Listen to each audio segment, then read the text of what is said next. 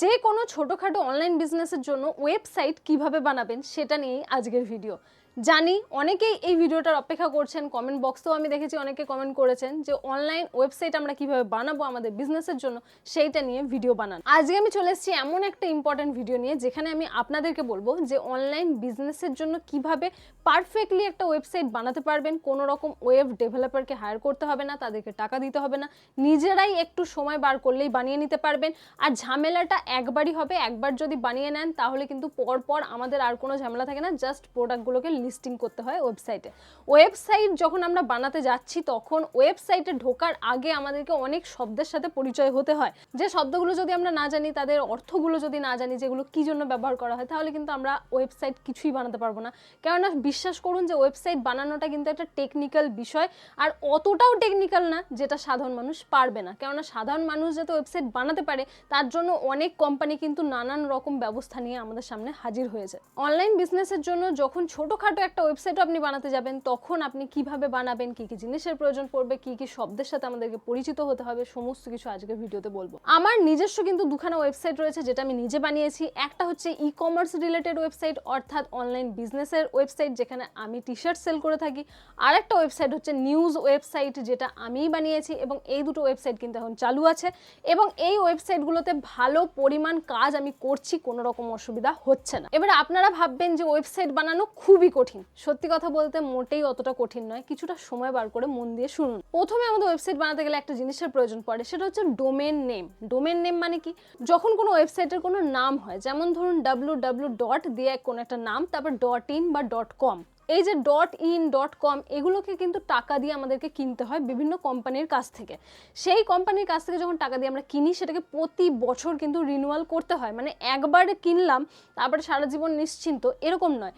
প্রতি বছর কিন্তু সময় থাকতে থাকতে ওই যে ডোমেনটা আমরা কিনেছি সেটাকে কিনতে হয়। যদি ধরুন আপনি একবার কিনলেন, তার পরের বছরে আপনি আর ওটাকে রিনিউয়াল করলেন না টাকা দিয়ে, তাহলে কিন্তু ওই ডোমেনটা অন্য কেউ কিনে নিতে পারে।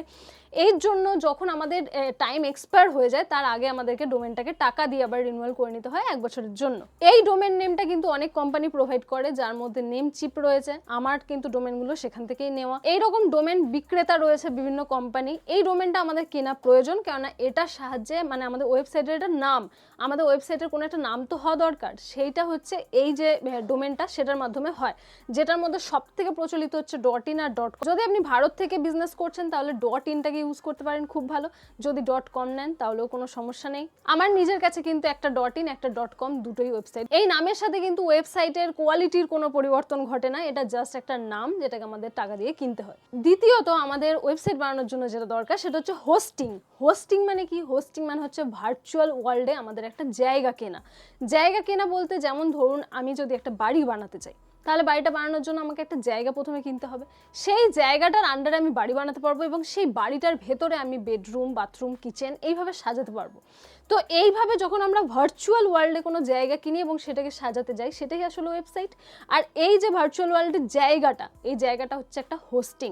এই হোস্টিংটাও কিন্তু বিভিন্ন কোম্পানি প্রোভাইড করে, যেটাকে টাকা দিয়ে আমাদেরকে কিনতে হয়। আর এই হোস্টিং দেয় সব থেকে বিখ্যাত যে কোম্পানি, সেটা হচ্ছে হোস্টিঙ্গার, যেটাকে এখন সমস্ত ইনফ্লুয়েন্সাররা কিন্তু প্রমোট করে। এবং এই হোস্টিঙ্গারে কিন্তু অনেক সুবিধা রয়েছে, যেমন এরা ডোমেন এবং SSL সার্টিফিকেট বলে একটা সার্টিফিকেট হয়, সেটা কিন্তু ফ্রিতে প্রোভাইড করে। এবং এই হোস্টিঙ্গারে আরো অনেক রকমের সুবিধা পাওয়া যায়, যার জন্য হোস্টিঙ্গার কিন্তু এখন সব থেকে বিখ্যাত।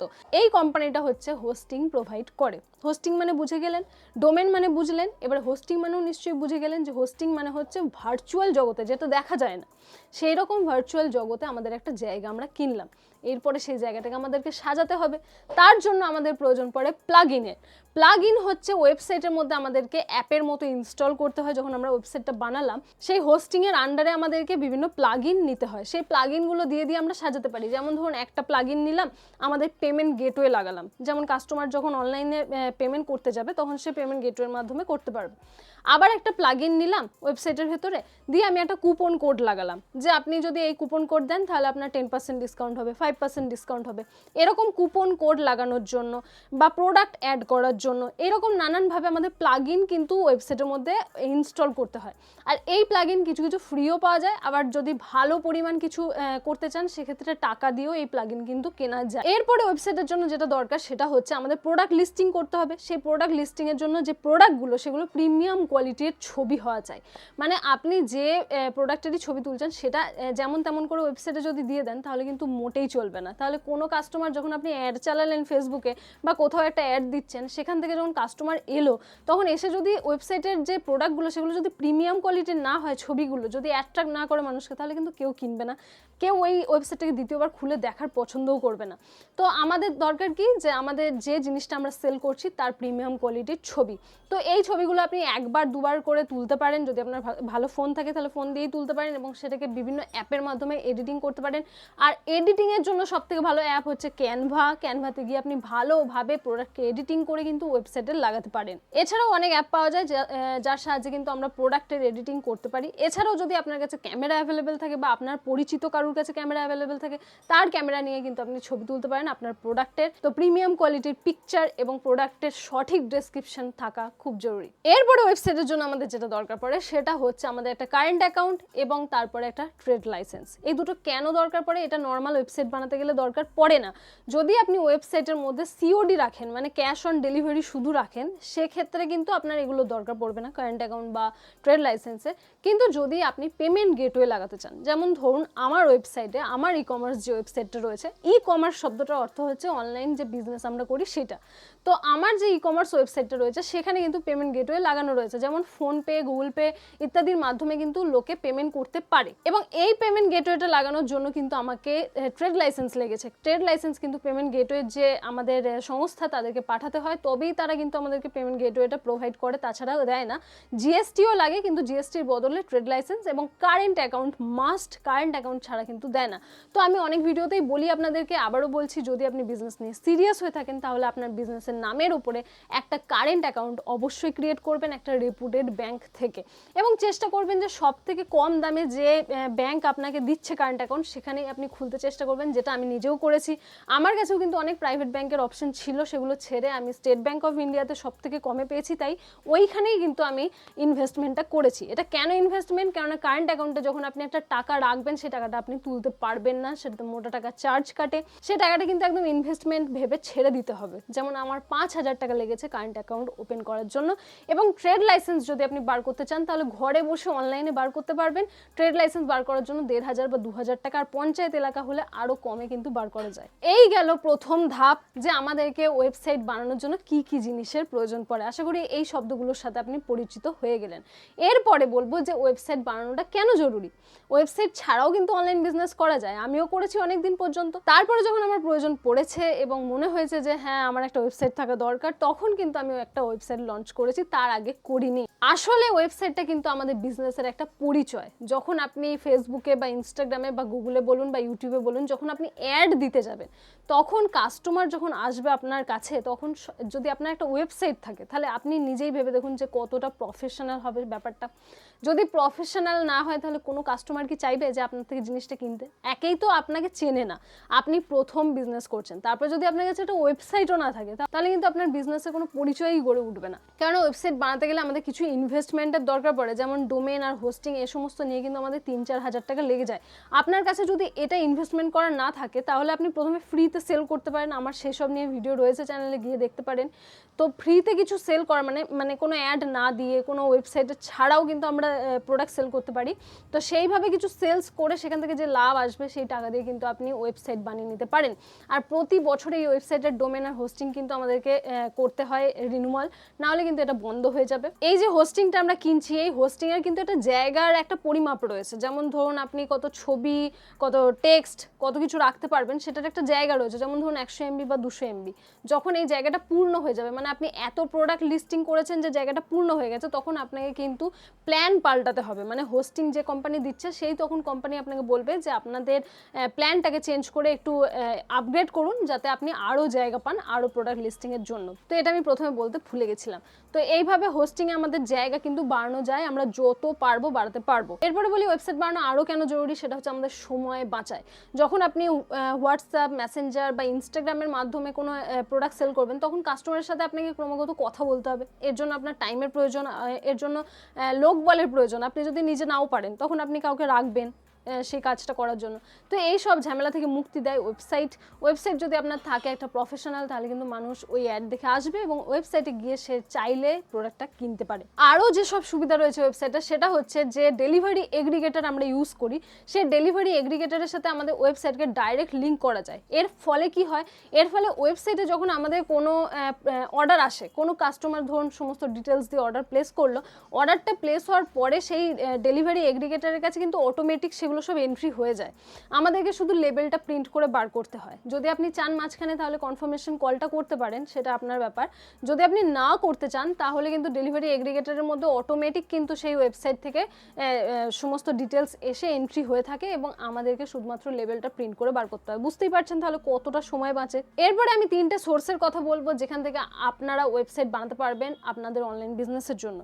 প্রথম হচ্ছে শপিফাই কিন্তু সাধারণ মানুষের জন্য নয়, যারা প্রথম বিজনেসে নেমেছেন তাদের জন্য শপিফাই একদমই নয়। কেননা শপিফাই কিন্তু একটু বেশি এক্সপেন্সিভ, মানে তাদের যে সার্ভিসগুলো সেগুলো খুবই ভালো, কিন্তু সেগুলোকে টাকা দিয়ে কিনতে হয় এবং অনেকটাই টাকা দিয়ে কিনতে হয়, কম সম টাকা নয় সেটা।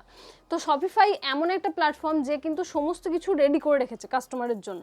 কাস্টমার আসবে, ওখানে একটা ওয়েবসাইট বানাবে, সমস্ত ডিটেলস ভরবে। যেমন আমরা ফেসবুকে কোনো প্রোফাইল তৈরি করি, যেমন আমাদের এজ জানতে চাই, আমাদের ডেট অফ বার্থ, আমাদের নাম, আমাদের ক্যাটাগরি, আমরা কি করছি, আমাদের কিসে ইন্টারেস্ট, এরকম যেমন জিনিস জানতে চাই, সেরকম শপিফাইতে যখন আমরা ডাউনলোড করি শপিফাই, তখন শপিফাই সমস্ত কিছু জানতে চায় এবং জানার পরে তারা আমাদেরকে রেডিমেড কিন্তু ওয়েবসাইট বানিয়ে দেয়। তাদের কাছে থিম রয়েছে, ই কমার্স রিলেটেড নানান থিম রয়েছে এবং আপনি যে কোনো থিম চুজ করে সেখানে কিন্তু আপনার প্রোডাক্টকে লিস্টিং করতে পারেন। আর শপিফাইতে অনেক রকম সুবিধা পাওয়া যায়, সমস্ত সুবিধার কিন্তু চার্জ রয়েছে, ফ্রিতে কিন্তু কোনো সুবিধা পাওয়া যায় না। তো শপিফাইটা বলবো যে যারা একদম বিগিনার্স তাদের জন্য নয়। যদি আপনি অনেক দিন ধরে বিজনেস করছেন বা আপনার কোনো আগে ওয়েবসাইট ছিল যেটা এখন আর ভালো লাগছে না, আপনার কিছু একটা আপগ্রেড করার প্রয়োজন আছে, তাহলে আপনি শপিফাইতে যেতে পারেন। সত্যি কথা বলতে আমার নিজের ওয়েবসাইট কিন্তু সমস্ত ওয়ার্ডপ্রেস থেকে তৈরি করা। শপিফাইতে আমি এখনো অবধি যাইনি, কেননা আমার অত টাকা ইনভেস্টমেন্ট করার এই মুহূর্তে কোনো প্রয়োজন নেই। শপিফাইয়ের মতনই আরেকটা রয়েছে, সেটা হচ্ছে দোকান অ্যাপ। দোকান যেটা, সেটাকে আপনি ডাউনলোড করতে পারেন এবং সেখানে গিয়েও কিন্তু রেডিমেড আমরা সমস্ত কিছু করতে পারি। এই শপিফাই বলুন বা দোকান বলুন, দুটোতেই কিন্তু আমাদেরকে ডোমেন নেম আগে থেকে কিনে রাখতে হয় এবং সেটাকে লিঙ্ক করতে হয়। ডোমেন কিন্তু এরা প্রোভাইড করে না। এই দোকান অ্যাপটাতেও কিন্তু অনেক কিছু সুবিধা রয়েছে, সমস্ত রেডিমেড রয়েছে, রেডি রয়েছে থিম, আলাদা করে কিছু ডাউনলোড করতে হয় না প্লাগইন, সমস্ত কিছু থিমের মধ্যে রেডি রয়েছে, আমাদেরকে শুধুমাত্র লিস্টিং করতে হয় এবং সেগুলো একদম প্রফেশনাল ভাবে দেখা যায়। এরপরে বলবো ওয়ার্ডপ্রেসের কথা। আমার নিজস্ব যে দুটো ওয়েবসাইট রয়েছে সেটাই কিন্তু ওয়ার্ডপ্রেসের মধ্যেই বানানো রয়েছে। ওয়ার্ডপ্রেস একটা এমন সংস্থা যেটা আমাদেরকে হোস্টিং দেয় এবং এর মধ্যে আমরা নানান রকম প্লাগইন ইউজ করে কিন্তু ওয়েবসাইট বানাতে পারি। যেমন ধরুন কমার্স বলে একটা প্লাগইন রয়েছে।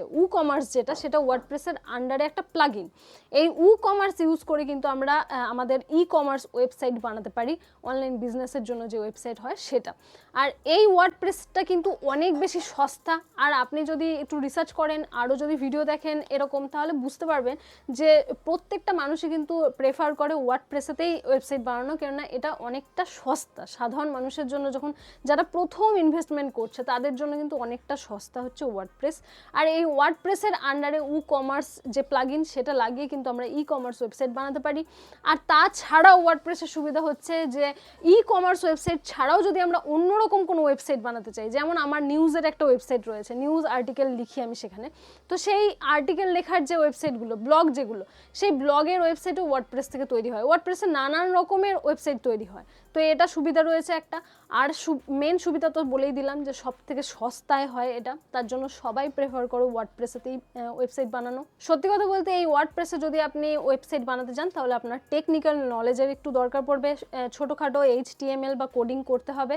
তো সেক্ষেত্রে আপনারা যদি সাহায্য চান, আপনারা যদি কেউ চান যে আমি তাদের ওয়েবসাইট বানিয়ে দিই, তাহলে আমার সাথে ইমেলের মাধ্যমে যোগাযোগ করতে পারেন। আমার বিজনেস ইমেলটা স্ক্রিনে দিয়ে দেবো, যেটা হচ্ছে sonammahanto79@gmail.com। তো এইখানে গিয়ে কিন্তু আপনারা আমাকে মেল করতে পারেন।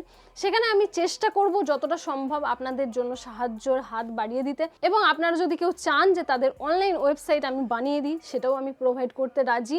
কিন্তু অবশ্যই জানবেন যে সেটা কিন্তু চার্জেবল হবে। অবশ্যই ওয়েব ডেভেলপাররা যত টাকা চার্জ করে অতটা নয়। একদম বিগিনার্স লেভেলে যারা নামছে ওয়েবসাইট বানাতে বা যারা নামছে অনলাইন বিজনেস করতে, তাদের পক্ষে যেরকম চার্জ দেওয়া সম্ভব এবং আমার পক্ষ থেকে যতটা চার্জ কমানো সম্ভব অতটা কমিয়েই কিন্তু ওয়েবসাইট প্রোভাইড করতে চেষ্টা করব। যদি আপনারা কেউ ইন্টারেস্টেড থাকেন তাহলে আমাকে ইমেল করে জানাতে পারেন। তাছাড়াও আমি চেষ্টা করব ভিডিওর মাধ্যমে যতটা ফ্রি নলেজ দেওয়া যায় ততটা দেওয়ার। যদি আজকের ভিডিওটা ভালো লাগে তাহলে অবশ্যই একটা লাইক করবেন। আর এরকমই অনলাইন বিজনেসকে গ্রো করার জন্য নানান ভিডিও দেখতে, ওয়েবসাইট রিলেটেড ভিডিও দেখতে, ফেসবুক অ্যাডস রিলেটেড ভিডিও দেখতে, যদি আপনি অনলাইনে আর্নিং করতে চান সেই রিলেটেড ভিডিও দেখতে, আমার চ্যানেলটাকে সাবস্ক্রাইব করে রাখতে ভুলবেন না।